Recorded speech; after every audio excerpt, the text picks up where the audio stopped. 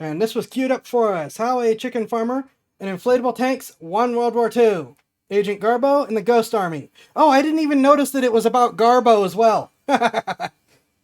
Garbo is hilarious and awesome. The inflatable army is equally fun.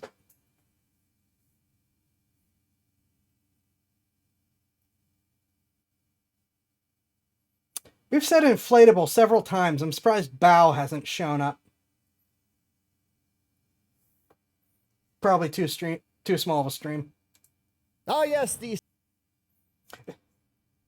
We don't have enough people all doing it at once.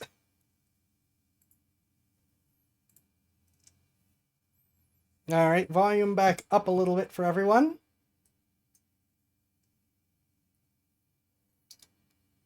Oh yes, the Spanish chicken farmer that trolled the Germans so hard that at most he is responsible for the Allies winning World War II, and at the very least he is responsible for World War II ending years in advance and saving hundreds of thousands of lives in the process. I cannot stress to you enough, I am not exaggerating. He is not. He's actually kind of underselling it. Bao is haunting the chat, but we have not sufficiently invoked her to start chatting. That would be nice.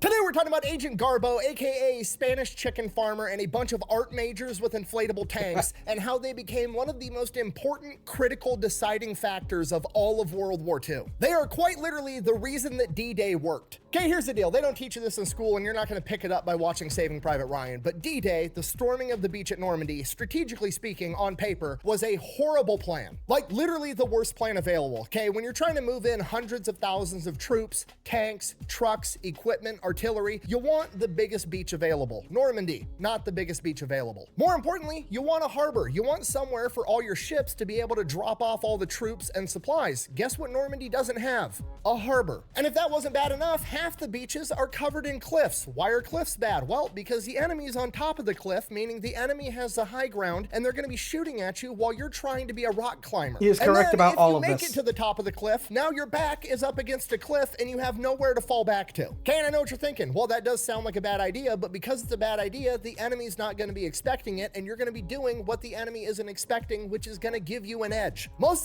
The Germans were expecting it. There is a reason the entire coastline was defended. Time? Yes, but in this case, no, absolutely not. Why? Well, because the two most likely places for the Allied forces to launch a major invasion were Calais and Schoenberg. They both had ports, they both had big beaches, they were the perfect locations to launch a massive offensive. And Normandy is right in between the two, meaning that Germany has a ton of soldiers both in Schoenberg and in Calais, and it's not going to take them long to send their troops to Normandy to reinforce it and crush the entire offensive. Okay, if you're not picking up what I'm putting down, I'm trying to tell you that the beaches of Normandy are quite literally the meat and cheese of an ass-whooping sandwich, and the plan should not have worked. And the only reason that it did was because of a chicken farmer and a bunch of theater kids, and we're going to get into it right after word from our sponsor. This video. Before he says it, there's something I want to point out, because I don't think he's going to get to it, because well, even more time. A lot of movies and TV shows have since depicted what, opposed landings, basically. Opposed beach landings, which is what Normandy is. That is because of the Normandy invasion. That is not how it was ever done historically until Normandy. Instead, people would take their boats and go land someplace the enemy wasn't, pile onto shore, and hope that they could get all their troops onto shore before the enemy could get to them. That was how it was done historically. This is also why you have coastal fortresses defending harbors for a long time. This is why in ancient times a lot of harbors had seawalls, like defensive seawalls, not anti-wave seawalls, was in order to prevent that. And so what would happen is a navy would either just go to a place that didn't look defended, or they'd just find an open beach where no one was and unload there and march to where they were going. Normandy was a massive, massive shift in doctrine. And it's still not something anyone likes to do, but generally speaking, certain militaries have the military force to be able to just say, we're going to do it anyways. Is brought to you by Sundays. It's food for dogs. Isn't that right, Mushu? All right. Okay. Calm down. Anyways, Sundays for Dogs is dog food that's made with a bunch of human ingredients like, actual meat and not, ground up cartilage and pig dicks. The food actually looks different. Like, it actually looks like beef jerky. It doesn't smell like a bunch of dehydrated dog food. It's air dried. It's made here in America. Mushu loves it, and it's pretty much the only thing he'll eat now. It's like all the other fancy dog foods with none of the downsides, right? You don't have to open a can every time you go to feed your dog. You don't have to stick this shit inside your refrigerator, and you can get it as a subscription service, so it just keeps showing up to your house, because at least for me, every time I had dog food on my grocery shopping list, I would always forget, then I had to make a trip just for dog food. So it's nice to have it just show up at the house. So if you want to give Sundays a try, I'm gonna have a link and a discount code down below. Let's get back to the video. All right, our story begins in 1912 in Barcelona, Spain, when Juan Pujol Garcia is born. He grows up as the son of a farmer in the early 1900s. When he turns 18 years old, Spain at this point in time has mandatory military service. He goes off, he serves in the military for 6 months, hates it the entire time. He just wants to go back home and raise chickens. So he finishes up his military service, goes back home, has his own little poultry farm, and he's just living life for a couple of years. And then when he's 24 in 1936, Spain is thrust into civil war. Cabbages! Now, I'm oversimplifying this, but essentially the Spanish Civil War had two factions. You had the Republic, which were fascist, and then you had a socialist revolution, okay? So you've got extreme left-wing ideology and you've got extreme right-wing ideology, both of which are renowned for not getting along with one another. And Juan doesn't care. He hated being in the military. He doesn't want to be involved. He literally just wants to be left alone to raise his chickens and live life. But that's not really how civil wars work. So what ends up happening is the socialists determine that his mother and his sister are not sympathetic to the socialist revolution, and they throw them in prison. Shortly after that, Juan is conscripted to fight in the socialist military. That's how they do people things. That just arrested his mother and sister, so obviously not a big fan. He refuses to do it. Believe it or not, jail right away. From here, he's in jail for a little while. Then he ends up getting broken out of jail by a bunch of counter-revolutionaries that help give him a fake ID that says he's old enough to not have to get drafted. From here, Juan is like, perfect, okay, great. I'm gonna go back home. I'm gonna raise my chickens. I'm gonna mind my own business. I'm just gonna live my life the way I want to. He goes back home to his farm, finds out that the socialist revolution has seized his farm for the war effort, and basically tell him to fuck off. It's their farm now. You As can't they have do. it back. Ah, my cabbages! And as I'm sure you can imagine, if Juan didn't already hate socialism, he sure as shit does now. So he decides that he's gonna go and help the team that's fighting against the socialists. The problem is he can't really get to the front lines to join that side. So he ends up joining the Socialist Revolutionary Army, volunteering to run communication lines on the front line. And then as soon as he gets close enough to the enemy line, he literally just takes off running, goes to the enemy side, and is like defecting to join their military instead. To which the Republic, the fascist regime that he's trying to join, is more than happy to accept him and let him fight against the socialists. No, I'm just kidding. They don't believe him. They think he's a spy, so they beat the shit out of him, and then they throw him in jail. At this point, Juan realizes both of these guys are assholes. He doesn't want to be involved in any of this. He just wants to go home and raise his chickens. From here, the Spanish Civil War ends in April of 1939. A couple of months after that, in September of 1939, World War II kicks off. To which Juan looks at the sides that are fighting. You know, you've got the UK doing their monarchy, democracy type stuff. Then you've got the USSR doing communism, which is just extreme socialism. Not really a fan of that. And then you've got Germany, ran by the Nazis, which quite literally stands for the National Socialist German Workers' Party. Yep. Like that. Okay, nationalist, not necessarily synonymous with fascism, but it is one of the cornerstones, followed by the word socialism and German Workers' Party. Okay, it's literally everything he hates wrapped up in one big ball of white supremacy. So Juan decides, fuck those guys, I'm gonna do everything I can to fight them. You will find that we're gonna let him keep going. It's just thinking about wanting to go on my own tangent about the stuff he did to screw them over. But we're here to watch him talk about it. You're gonna pay for this! So he goes to Madrid to the British embassy and volunteers to be a spy. The British are like, dude, you're a chicken farmer in a neutral country. You provide absolutely no value to us. Kick rocks. We don't want your help. Go away. At this point, Juan realizes that telling the truth isn't working, so he's gonna start lying. He goes, pays off some dude that runs a printing press to make him what appears to be a fake diplomatic passport like a politician would have that would grant him access into Great Britain. He then takes his counterfeit politician passport, goes to the German embassy in Madrid, and says, hey, I'm a Spanish politician. I just got orders that I'm gonna be stationed in London for the next couple of years. I'm sympathetic to the Nazi cause. I wanna be a spy for you guys. Ooh, that's a bingo. And apparently the counterfeit passport was good enough because the Germans believed him. The Germans were also instantly desperate. World War II German spies, even before this guy got involved, were doing absolutely nothing. They were in horrible shape. They did not know what they were doing, and they were constantly getting caught, even before we broke the Enigma machine. From here, the Germans give him training on how to secretly communicate with them like a spy would. Basically, he's gonna write a normal letter in Spanish like he's mailing it off to a friend, just talking about daily life or whatever random bullshit. And then in between the lines of the letter, he's gonna use invisible ink and ciphers given to him by the German to convey secret intel, and then he's gonna mail it to a particular address. From here, the Germans give him a bunch of invisible ink, the address he needs to mail the letters to. They give him 600 pounds to buy whatever spy equipment he needs, and then they give him a list of intel that they're looking for. Presumably, this is like the test to make sure that this guy's legit. If he can go and get this intel that we already know and show that it's accurate, he's going to prove to be a reliable spy. It's a bunch of questions like, what is the makeup of the Strategic Bombing Command of the UK? Where is this factory? What do they produce there? Yada, yada, yada. A bunch of shit they already know. But if he can figure all this out and then give them the correct information and they can verify it's correct, then he can probably go out and find. Man, you guys are just everywhere, aren't you? German intelligence was very, very poor in World War II. There are multiple German spies who got on the boat, went down the boat, took the boat to England, got off the boat, and were instantly arrested.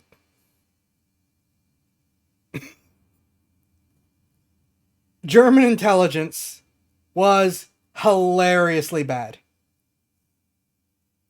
Find information that they don't have that would actually be valuable to them. Then they give him the codename Alaric and send him on his way, and as far as the Germans are concerned, he is headed off to London. The real problem, Juan can't get to London. He doesn't actually have a diplomatic passport. He has no viable reason for being there, and while the counterfeit passport worked on the Germans, it's not going to work on the British because it's their passport. They're going to know what a counterfeit looks like. I'm gonna need to see some identification. Really? Makes me feel young again. So Juan decides he's going to get as close as he can, which is Lisbon in Portugal. So he heads off to Lisbon, gets a job working at the public library, and then uses his position at the library to get up-to-date newspapers, encyclopedias, military textbooks, and figures out the answers to all of the questions that the Germans had, and sends off a letter verifying that he's a reputable spy. So he heads off to Lisbon. And of course, he gets all the answers correct or correct enough, and the Germans believe him, so now he's a reputable spy in the eyes of the Nazis. He then goes a step further and uses up-to-date British newspapers to find rental listings and picks out an apartment for, however much it costs a month and tells the Germans, hey, I'm living here renting this apartment, and the Germans start paying his rent for him even though he's not even living there. What an idiot! Oh, what a loser! Good. From here, the Germans want him to build out an entire spy network, basically covering all of England. They want spies outside of military installations to track troop movements. They want spies at all the major ports and harbors tracking shipping movements. They want spies all over England. Problem, Juan isn't even in England. He's still in Portugal working at a library, so he just starts making shit up. He starts writing the Germans, coming up with all these elaborate lies of all the new agents that he's acquired that are completely fictional. He's like, yeah, I've got, Agent Gimbal who lives in Liverpool. He's of Portuguese descent, and he's going to keep an eye on the harbor for us. I've got Agent Carvel, and he's of German descent. He lives in Wales. He's going to be tracking shipping movements over there, and he just does it and keeps building out this massive fake spy network that doesn't even exist. And then pause. I believe these are scenes of German descent from the man from Oh crap! What was it? The man.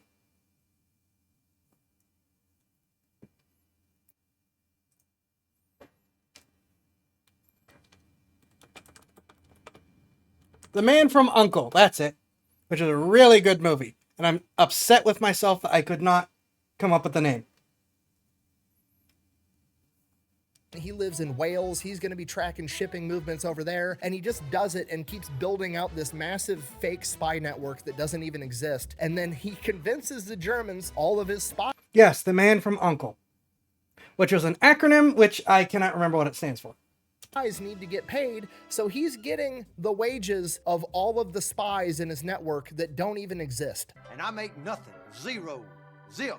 By the time I pay all my scientists and my research department lab coats, it's a wash. So from here, as far as the Germans are concerned, he's basically worked himself into like mid-level management of this spy network, and he's not actually doing any spying himself. He's just managing the 20 other spies and relaying all the intel. Now, Juan realizes this as well, and he realizes the beauty of it because now he can just start telling the Germans ridiculous shit that he pulls out of his ass, and if he gets called out on it, he can just blame it on the spy below him that doesn't actually exist, right? Like if he comes up with some crazy story to get the Germans to do something stupid, it's not falling back on Agent Alaric, it's falling back on Agent Gimbal or whoever gave him the faulty intel, and then they can fire that guy and he gets to keep his job. From here, he just starts lying. He just feeds the Germans lines of bullshit that's completely made up out of his own head while he's sitting in a public library in Portugal. For example, he's just like, okay, what would the British maybe be up to that would interest the Germans? Like, oh, aircraft carriers are a big deal in World War II.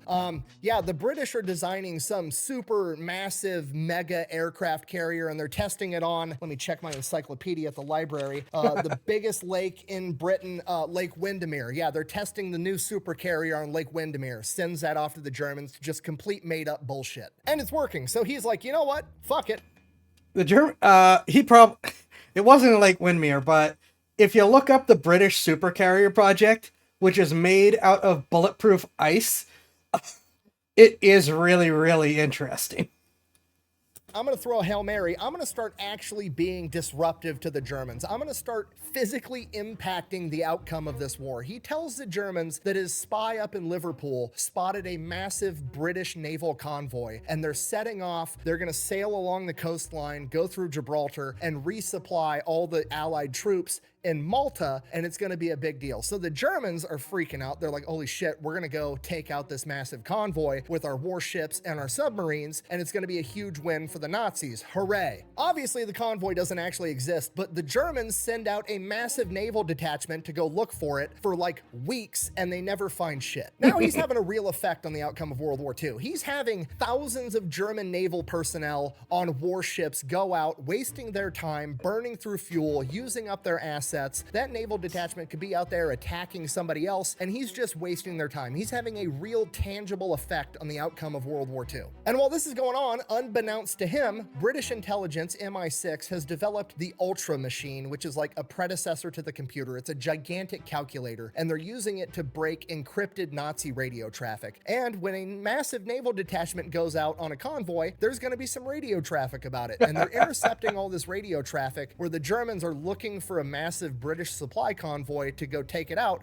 And the British are like, what the fuck are they talking about? There's no convoy. Why do they think that we have a massive convoy going on? So they think that the Germans have a spy out there somewhere and launch a massive manhunt looking for this German spy. And obviously they're looking for him in London around Liverpool because that's where he would be to have that intel or that mistaken intel or to get that false impression. And they never find him because he's in Lisbon, in Portugal, at a public library, fucking with the Nazis.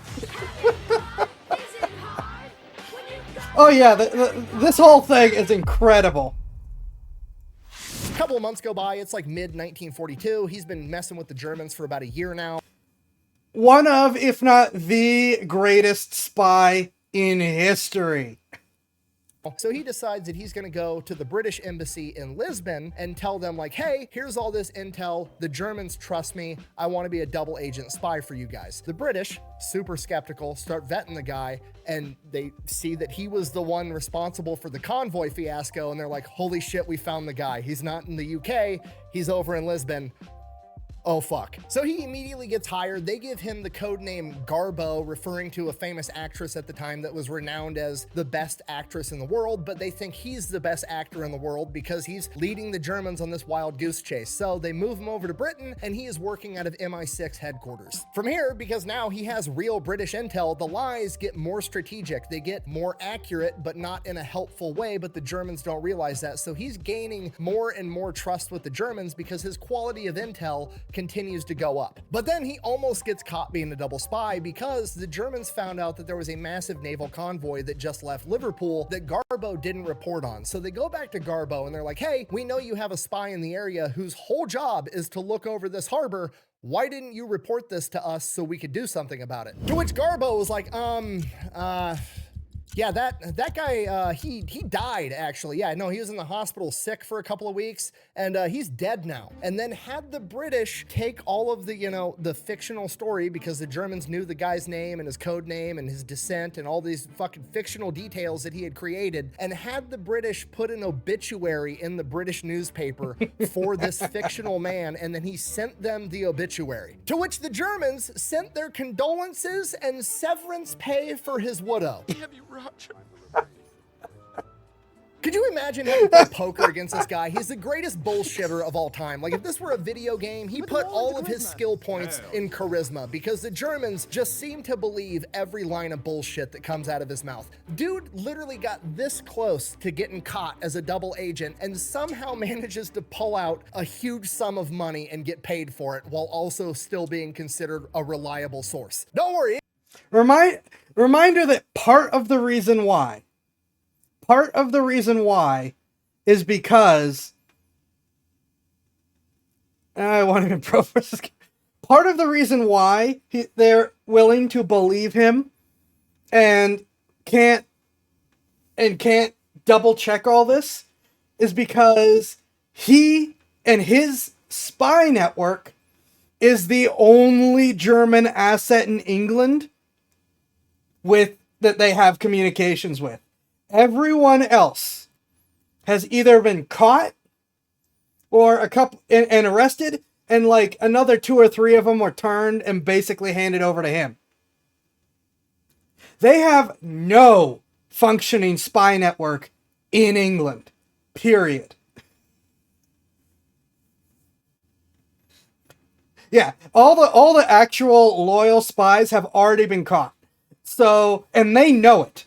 So they're sitting here listening to him spin this yarn about, oh, well, my guy died, and hand over an obituary. They are not just, saying, all right, fine, that makes sense.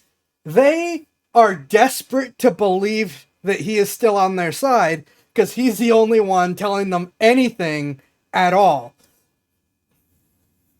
It gets even better. In November of 1942, the Allies launched Operation Torch, which was like the big advance into North Africa. Massive naval operation, huge offensive. It would be a big deal if the Germans found out and knew about this plan, right? So what they do is they don't report on it. But the Germans are going to wonder, hey, why didn't you fucking report on this? Because we know you have spies. We can't say another guy died of illness in the hospital. What are we going to do? So Garbo comes up with a plan. He's going to write extremely detailed, 100% accurate, like how many ships are leaving the port, where are they going, when are they going to get there, when's the attack, the whole 9 yards, writes it all up, has the British government post-stamp it like a week before the attack so they have time to do something about it, but then just hangs on to the letter until the day the attack happens and then mails it off. So the British get 100% accurate information that would have a huge impact on the battle, but they get it too late. And from the German perspective, after they're reading this letter, they're like, holy shit, this is exactly what happened. This would have been gold if we would have gotten it on time, but this letter got delayed in the wartime mail. They were so pleased with the level of intel because the mail being slow isn't Garbo's fault, and he did a great job. So they give him a huge bonus and then give a 50% pay bump to the 20+ person spy network that doesn't even fucking exist.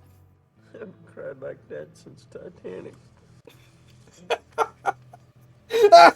And then they're like, Alaric Garbo, same guy, is too valuable of an asset. His intel is worth so much, we can't afford to have him being delayed in the wartime post. So they arranged for him to get German radio equipment, an up-to-date Enigma machine with up-to-date ciphers, and he has everything to communicate with the Germans directly. Boy, can I have the COS, please? Oh, I'm so happy! I'm so happy! This is the best day of my life! Movies get smart. Shut up. So now, every time the Germans change the Enigma code in the Enigma machine, they don't need to crack it and develop the new cipher. They literally send the new cipher to their spy that's actually working for the British. Alaric, aka Garbo, aka a fucking chicken farmer from Spain, is now the most trusted, high-value spy that the Germans have from their perspective. And because of that, the Allies have him work on the most important deception mission of World War II, Operation Fortitude. The Inflatable Army. All right, Operation Fortitude. It is basically one gigantic psyop. It is the miscommunication campaign to set the stage for D-Day. Now, D-Day in that of itself is pretty controversial. The British did not want to do D-Day. It's a big, risky move, having this massive amphibious landing. It could draw out the war for years or lose the war entirely if it fails. So the British wanted to take the more conservative route of going through North Africa, taking over Italy, and then pushing into the rest of Europe. Okay, nothing wrong with that. That's a good plan. However, it's going to make the war last longer, and the longer war lasts, the more resources you have to use, the more people are going to die, and most importantly, America's got to wrap this shit up because we've got another war scheduled with Korea in like 7 years, so we gotta get this ball rolling. Okay, on top of that, the Soviets are getting absolutely massacred on the Eastern Front, and if the Germans take over there, they're gonna have access to all the Soviet resources, and the Germans are gonna get even stronger, or potentially even worse, if somehow the Soviets pull it out of their ass and they win and they invade, they're gonna take over all of Europe, and I don't fucking like the communists either, so we're not gonna have either of those options. We gotta get in there, fuck shit up, and leave. Okay, General Eisenhower's the supreme ally. Also, Italy was a defender's wet dream. Oh, yes, it was. It still is. Italy is a nightmare to invade. And the primary reasons why Italy, the Italian campaign went as well as it did is because, one, the fascists in Italy were not popular. So there was a big revolution in the middle of the war that sided with the Allies. And two, the Mafia took the Allies' side. No, really. The Mafia was heavily involved in spying, planning for, turning people, getting ammunition and supplies and food and everything in and ready to go for the Allies when they showed up. Not to say that Italy wasn't still a miserable fight, just that it could have been a lot worse. When you're so awful, even the Mafia's like, no, we can't. Yeah, the Mafia more or less was on the Allies' side from the beginning. A lot of Italian Mafia has a lot of Jewish family and connections as well. Also, they were target number one for the fascists as a undesirable group to begin with. So the Mafias are like, all right, we are going to stop doing a lot of Mafia things in the Allied nations and actually just walk up to people and say, hi, I'm with X Mafia group. We want to help. Here's what we can do for you. Of course, they came out ahead in the end. They got some serious benefits and strongholds out of the war for participating, but it's way better than them being against us. So fast as needed funding, the Mafia had cash. Also true. An easy way for government to get funding is to take it from undesirables, unfortunately. Commander, he's the one running the show, and he's an American, and America says we're doing D-Day. Guess what? We're doing D-Day. Options, we got to get in there, fuck shit up, and leave. Okay, General Eisenhower's the Supreme Allied Commander. He's the one running the show, and he's an American, and America says we're doing D-Day. Guess what? We're doing D-Day. Now, obviously, I'm paraphrasing to a disgusting degree, but this is more or less how the conversation goes. Fuck, fine, we'll do the D-Day massive amphibious landing thing. Where do you want to do it? The most obvious place is going to be Calais. It's right across the Strait of Dover. That's named after a guy named Ben, right? What? Nothing, sorry, please continue. Okay, the upside of Calais is it's got a harbor. We can land a bunch of troops there. It'd be a good access point. The problem is the Germans have fortified the ever-living fuck out of it and have a ton of soldiers there because it's the most obvious place that we're gonna invade. All right, so we won't go there. What else you got? Well, there's Schoenberg, but it's pretty much the same thing. It's the next obvious place, so the Germans have fortified it. All right, what else you got? Well, I guess the Germans probably wouldn't be expecting Normandy, but there's no harbor and it's covered in cliffs. That's perfect. We're storming the beaches of Normandy. I mean, okay, what about the cliffs? No problem. We'll teach all the boys how to rock climb. We'll have boats that shoot rocket-propelled grappling hooks up the cliff, and then we'll have boats with giant firemen's ladders that go up with machine guns on top and mow down the enemy while the boys are rock climbing. Yeah. Okay, well, I mean, there's a lot of like rivers and ravines and creeks and stuff in that area. What if the Germans blow up the bridges and then our tanks get caught up in these little ravines? We mentioned the funny tanks before. We watched the video on the funny tanks. This is where a lot of that comes in. Yeah, all the other allies were like, how are we supposed to do this? And mostly the Americans, but a couple British, just looked at the situation and said, we will just invent new things to solve the problems and be done with it. Because World War II American funding and manufacturing capabilities. And they can't cross. We'll build bridges, we'll strap them to tanks, and we'll bring the bridges with us. Okay, humor me. Let's just assume all of that works. What about the lack of a harbor? Don't worry about that. We'll make one back home in America and bring it with us.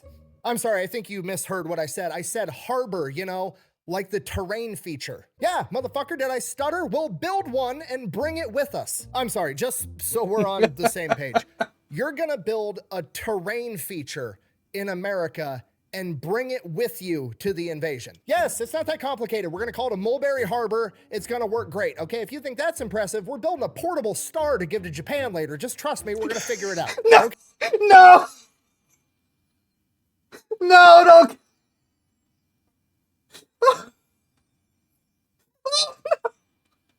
No!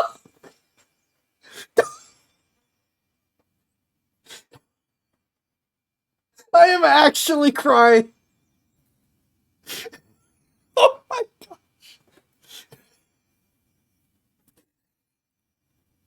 We are building a star.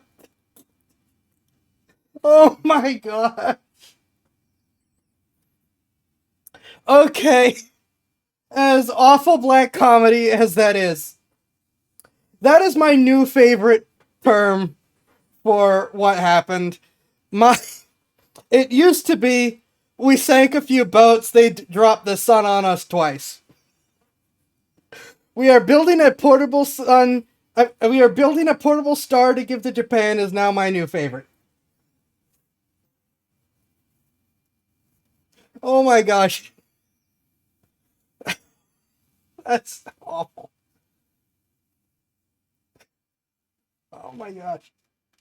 That was worth it for the whole video. I mean, the whole video has been great, but the whole video could be boring nonsense, and that one line, oh my gosh. But like I said, the whole video has already been great, so that's just the icing on top. Holy smokes. Man, Nick has some ways to phrase things, but that was not something I ever expected. Holy smokes. Okay, I guess, what do you need from us? Well, you and the boys over at MI6 got the best spy network in the world. I need you to convince the Germans that we are in fact going to attack exactly where they think we're going to attack, over in Calais, to take a bunch of pressure off of Normandy so we have time to get in there and invade. Okay, I mean, we can fake radio traffic and give them false intel, but they're going to have aerial reconnaissance in the area and they're going to see that we're not building up a massive army to invade and they're going to know that we're lying. Okay, so we'll put a massive army there. Yeah, problem, we only have one massive army, so if we put it right across the Strait of Dover from Ben, Ben Dover. I get your joke now. Yeah, anyways, if we put the massive army right across the Strait of Calais, how on earth are we going to put the massive army where we need it over in Normandy to actually invade? We're going to fake it, obviously. Okay, here's the deal. I've got like 1,100 artsy-fartsy theater kid art majors that I don't really know what to do with. We're going to... One of whom played Colonel Klink in Hogan's Heroes. No, seriously.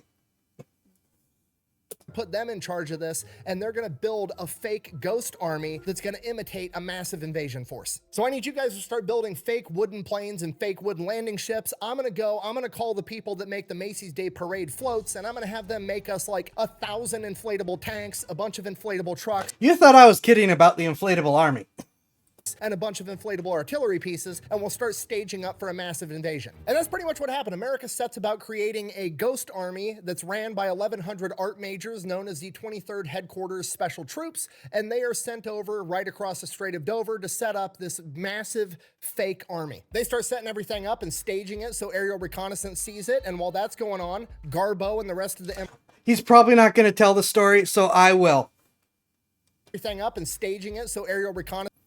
There was an amazing event that was almost a security breach that happened with this whole thing, where it was very early morning.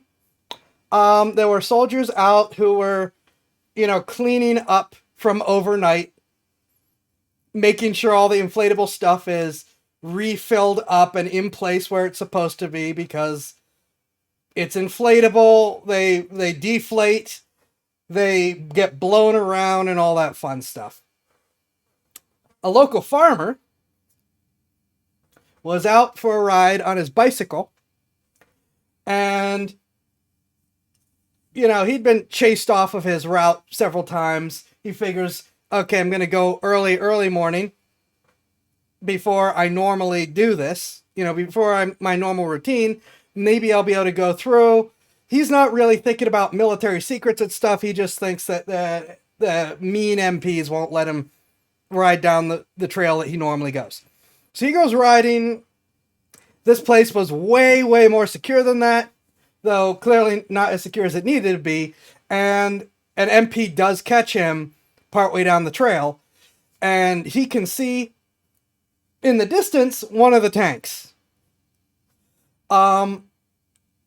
Well, it's not really that far in the distance. It's around a corner. So it's fairly close, but it's one of the tanks anyways that has blown out of position. Well, the MP's yelling at him like, you need to get this through your head. You cannot be here. You need to be gone. While that's happening, 2 U.S. soldiers who are assigned to keeping all this stuff in place pop out from wherever they were, pick up the tank, just the 2 of them, pick up the tank, and scurry off with it to where it needs to be. And there's just dead silence as the farmer and the MP watch this happen. The MP's sitting here trying to decide, okay, do I need to arrest this guy now? What do I do? He's not supposed to be here, but I know him. He's just a local farmer. What's he gonna do? And the MP comes up with, boy, those American boys are real strong, aren't they? The farmer, figuring that he saw something he probably shouldn't, and deciding to err on the side of caution, just kind of like nods and turns around and takes off. like I don't know what's happening here, and I don't want to know. I no longer want to know. I'm out of here. He didn't try to use the route for the rest of the war. That is one of my favorite stories about the inflatable army. Like, you have no idea if he did believe it, or if it was close enough to spot that it was just an inflatable tank. Maybe I can see the logic being that it's a new lightweight tank, because like stuff dropping from planes was a big deal, and you need a light tank to do that. Presumably he did figure out that whatever it is was a fake tank, And if it's a fake tank, that's something he shouldn't know about. But whatever it is, it's just so funny that that was the excuse of, oh, those U.S. boys are real strong, aren't they? As they're trying really, really hard to come up with a reason to not just arrest this poor farmer who just wants to be on his way. All right, continuing.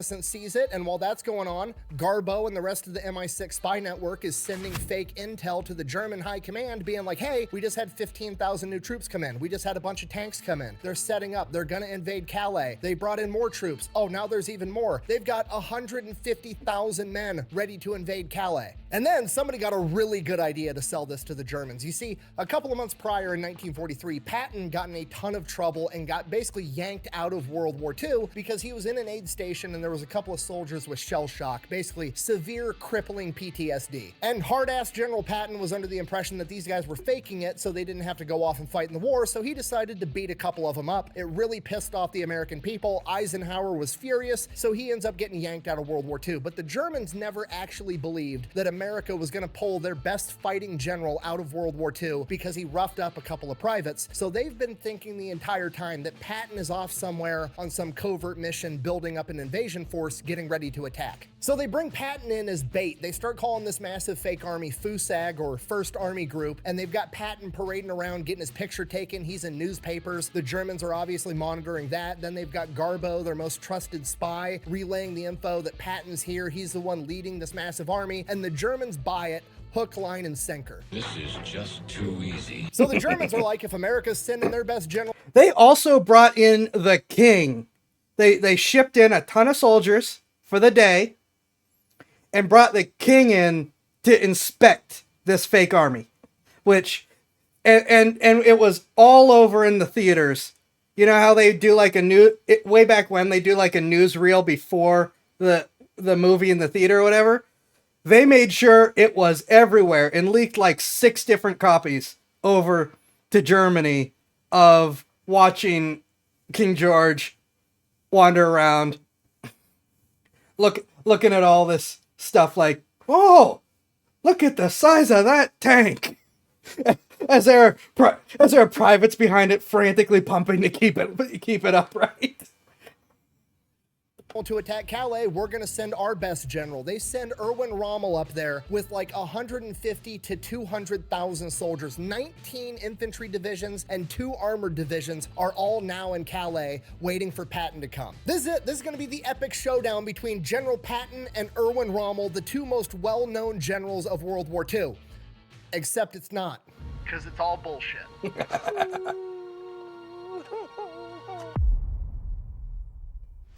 Okay, in the days leading up to D-Day, Garbo and MI6 really set the stage. They tell them, like the day before D-Day, that a bunch of more troops just showed up, and it's going to be 2 weeks at the earliest that America... And losing Rommel was one of the hugest problems of D-Day. Rommel is not actually as good of a commander as he is often credited as in history books. He was... Though there is still a strong argument to be made that he was the best the Germans had to offer. Okay, yeah, I guess from that perspective, yeah, losing Rommel was still huge. Because not only do you lose him, you lose all the troops under him. Actually, if I remember correctly, not only did they lose him and all the troops under him, he went home for like his wife's birthday or something. So he had to drive several hours to get to his troops to take command.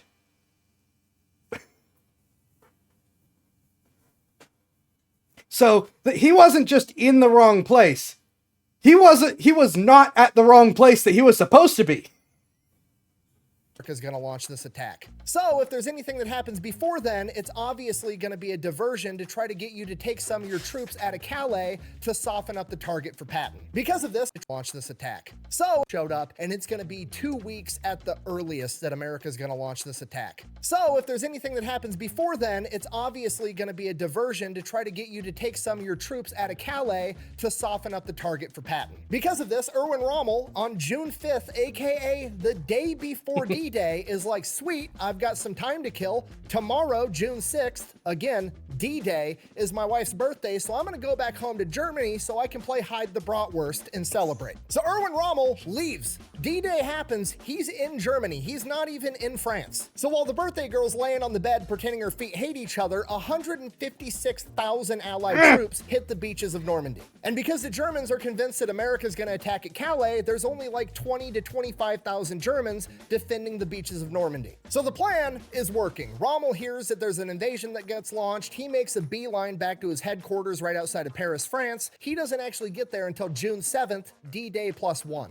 He immediately does the worst thing possible for the Allied forces. He sends 40,000 infantry troops and an entire armored division from Calais down to Normandy. Okay, this is gonna be absolutely catastrophic to D-Day. That's gonna triple the amount of Germans guarding the beach and add a fuck ton of tanks on top of that. The absolute best case scenario is this adds tens of thousands of Allied forces dying, and the worst case scenario, it means that D-Day is gonna fail as a whole. And it's more than likely gonna be the second one, because if Rommel rolls up with a bunch of tanks, he is gonna drive the American forces back into the ocean, and it is gonna be Dunkirk 2.0 all over again. And then a chicken farmer from Spain saves the day. Garbo, Alaric, the most trusted German spy, sends a transmission to German high command that the attack at Normandy is a feint, it's a ruse, it's just a distraction. Do not pull your men out of Calais. And this makes it all the way into German high command and all the way to Hitler himself. And Hitler signs off on the order for Rommel to turn his forces around and go back to Calais and wait for Patton. Literally creating the timeline we live in today where D-Day was a success. And the cherry on top, Hitler then signs off on an order to award Garbo, Alaric, the Iron Cross, which is literally the Nazi equivalent of the Medal of Honor. How do you have these? Oh, we actually got a lot of those. Yeah, some of the guys use them as paperweights. Garbo has Hitler so convinced that this attack is coming at Calais that Rommel leaves his forces there for 6 weeks. And by then, it's too late. So the invasion of Normandy works because of Garbo and the Ghost Army, and then after that, the Ghost Army gets deployed. Something not mentioned, which is because it wasn't, to my knowledge, Garbo was not involved in this. This was just Hitler's absolutely awful leadership style. The remaining forces that could be deployed from like Paris to defend were split between two generals, and the option was for either both of them to agree, which they were rivals, they were never going to agree with each other, or for one of them to convince Hitler to sign off on moving the forces, which really did not happen. And that's why Rommel not being in Normandy was critical, having the force on the beach D-Day, not being sent. Fair. But just by virtue of having all those troops. But yeah, the other force that could have defended D-Day was stuck because the two generals hated each other. They had to ask Hitler for permission to do anything unless they both agreed. And, of course, there's the issue of them looking at each other like, well, I'm not running to Daddy for help. I'm a big man. I don't need his permission. I'm going to convince you. We all know how well that worked. Mom, Rommel's being mean to me again. Yeah, that's the thing about Hitler's leadership style is he put people that hated each other in competing positions with the idea that they will either come to an agreement, which was never going to happen, and they all knew it, or what he wanted, he would be the stalemate breaker on any decision, which kept him in charge always. And if people started getting along too well, he'd switch them out and find someone else they don't like to have to deal with. That paralyzed so many different potential offensives, counterattacks, defensive lines, just because they were stuck waiting for him to give them orders. deployed into France. And from here, they go full PSYOP mode. They would roll up to wherever a real infantry division was. They would then the Ghost Army, and then after that, the Ghost Army gets deployed into France. Use them as paperweights. Garbo has Hitler so convinced that this attack is coming at Calais that Rommel leaves his forces there for 6 weeks. And by then, it's too late.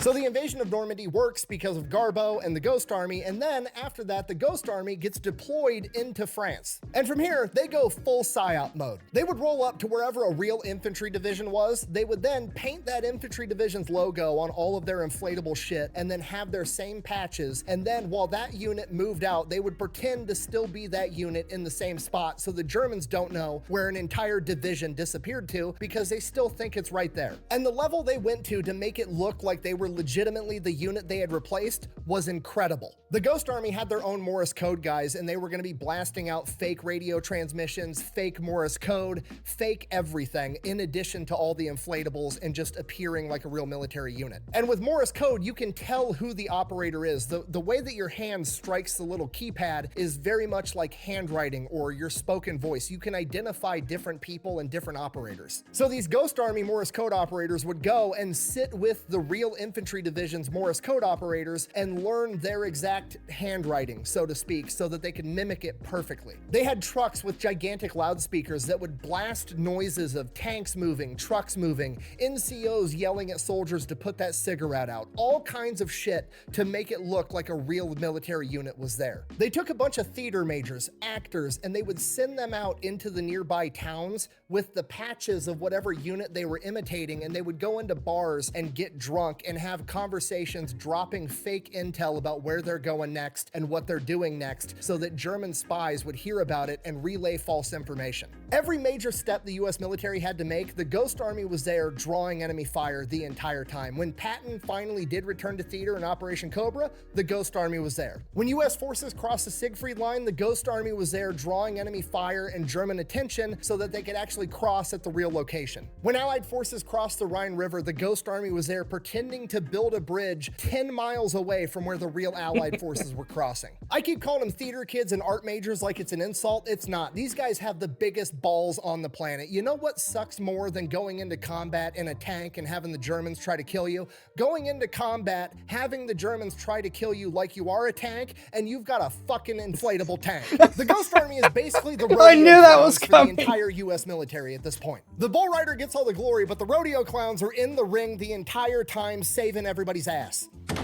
Thank you! And to make things worse, this is top secret. They can't tell anybody that's not already in the know, so they have to keep the entire thing under wraps, which means they're constantly running into high-ranking officers from the US military that are asking questions, getting mad at them because they don't think they're supposed to be doing what they're doing, and it just causes a whole mess of issues. My favorite story is the Ghost Army was out on a convoy moving to another location, and some general comes up all pissed off because this unit isn't supposed to be in his AO, and he wants to know what the fuck they're up to. And these guys aren't allowed to tell the general what they're doing, so they fucking lie, and they come up with the best lie ever. They literally tell the general, we're just going around making sure all the street signs are the same size. To which the general is like, why the fuck are you doing that? And they're like, I don't know, man. We just got the orders by our chain of command. They told us to go around and make sure all the street signs are dress right dress so nobody gets lost, which sounds dumb as fuck, but if you were ever in the military, that is the most military thing that would happen, and it 100% would. Okay, if you're not picking up what I'm putting down, I'm trying to tell you that the 23rd headquarters... Reminder that the current US military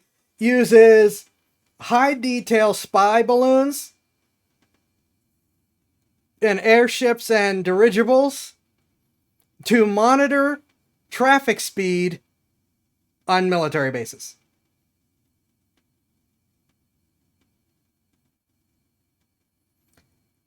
A general believing that they are there as an army, quote unquote, making sure the street signs are set up correctly is 100% believable. Special troops, the Ghost Army, had a tremendous impact on World War II, not just on D-Day, but in the entire European theater.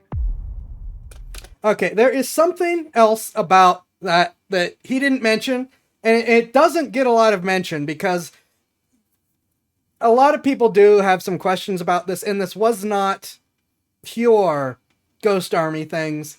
This was done as a wider range, but they assisted with the Ghost Army. In both, well, not both, within the Allied nations, a lot of criminals were let out of jail in order to help fight the war. And some of them were just like people who were like, look, I'm in here for like punching the wrong guy in the face. I will go to Europe to fight for my country because I'm still a patriot. All right, sure. Here's your rifle. Off you go. Some of them were like A-tier criminals who really knew their stuff. And these were forgers, and con artists, like high-end con artists, and safe crackers, and that kind of stuff. And some of them went to be assigned to this Ghost Army. They were part of, how do you mimic someone's Morse code signature? How do you forge? Because rather than just making official documents, they would use official documents to make this, and they would make forged official documents just because of how much they needed to do on the spot and stuff. So they would hire people to forge their own documents. Well, they would let criminals, they wouldn't really hire them. They just say, look, all right, we're going to commute your sentence or whatever. And we're going to, and you're going to go over here and you're going to forge our own documents in order to help sell this. And you're going to get in the radio and use your voice, your voicing skills in order to, in order to play the roles of these people who you would otherwise be impersonating, or they, go out in uniform and impersonate officers and stuff. So a lot of criminals who were like, look, I may be a criminal, but I'm not a Nazi. Would just, and a sizable chunk of them were even like, you can put me back in the jail when we're done with this. I will do this because I feel this is my God-given duty. There are multiple cases of criminals who would do that. Some of them were like bad enough that, yeah, they went back, and some of them were like, I will go back, and the authorities are like, look, you legitimately helped us win the war, you get to go free. So now, like I said, not one of the best lines of Rocketeer. I actually forgot about that, but that is also true. One of the best lines of Rocketeer. And so a metric ton. And so now they, like I said, they were not just in the Ghost Army, which is probably why they weren't touched on. They were all over the place. A lot of these behind the lines infiltrators and stuff that needed to break into places and things. That's like, for example, the safe cracker. We're going to get a famous safe cracker out of jail. Assign him half a dozen paratroopers and say, all right, you're going to go here and you're going to steal this stuff for us. He's like, okay, sure. It is wild how many criminals participated in this, and how few, a couple of them were like, you're the only person who can do this, so you're going to do it one way or another. But a lot of them were like, oh yeah, I will absolutely do this. It's wild. Just started Kick today. I mean, you don't really need to worry about that. You lower right-hand corner of the screen, I guess.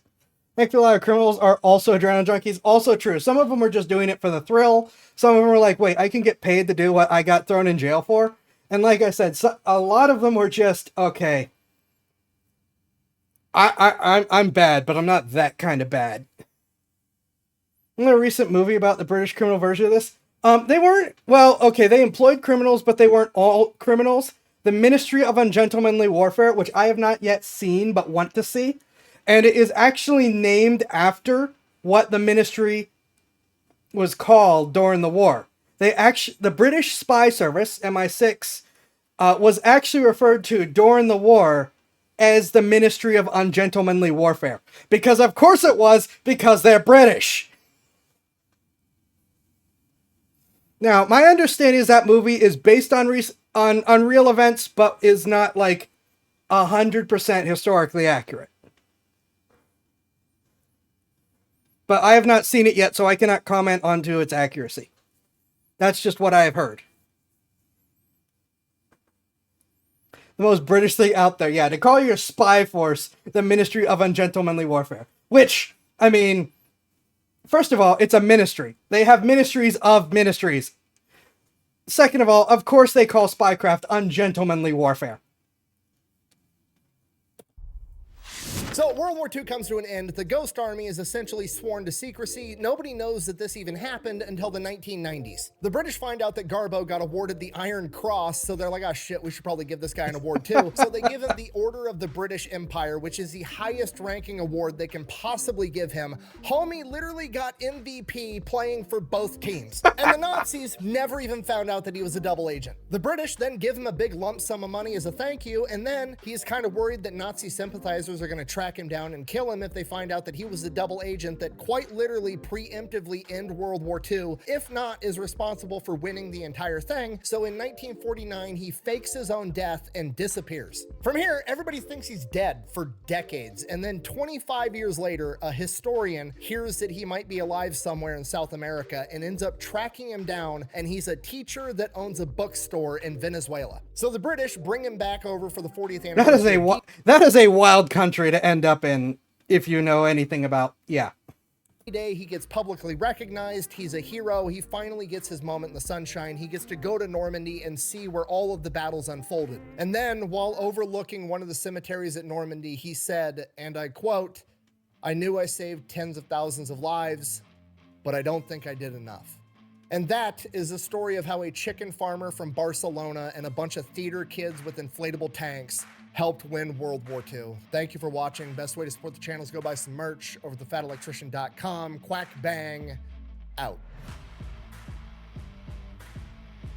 I've said it once and I will say it again. Don't piss off the farmers. They're dangerous. I can't.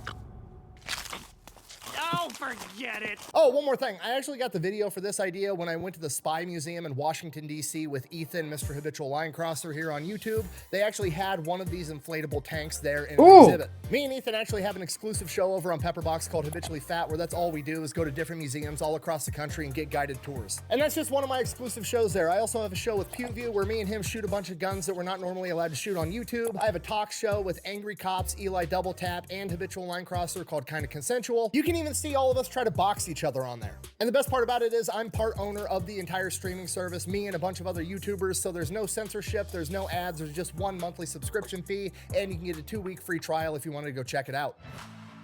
I'm not a gun tuber, so I don't think I can get in on that site, but I would love to get in on that site. Also, now I need to go to the Spy Museum because I have never seen one of those balloons in person and I want to. I was gonna say something else at the right. It's so interesting how some of the biggest heroes of World War II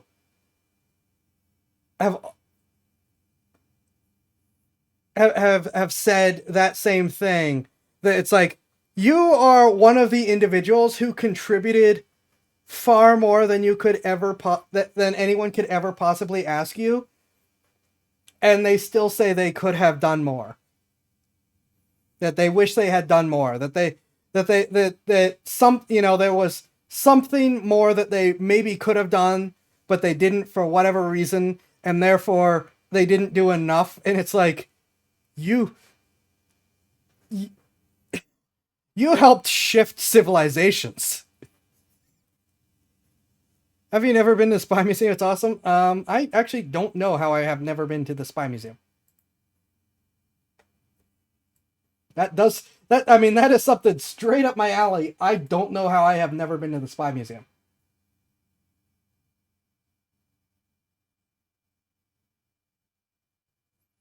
One moment. I believe I have... Is this related to...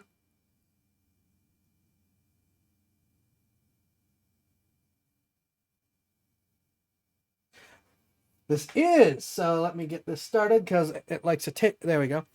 Now, the reason they had all the artists is because everyone registered the skills. Great Depression is part of FDR's Find Some Way to Employ as Many People as We Humanly Could initiatives. I am with Bad Electrician in that I have issues with FDR. Lots of issues with FDR, but that is a good point. The ones that employed people to count leaves and estimate sand, yeah, that was also part of the problem.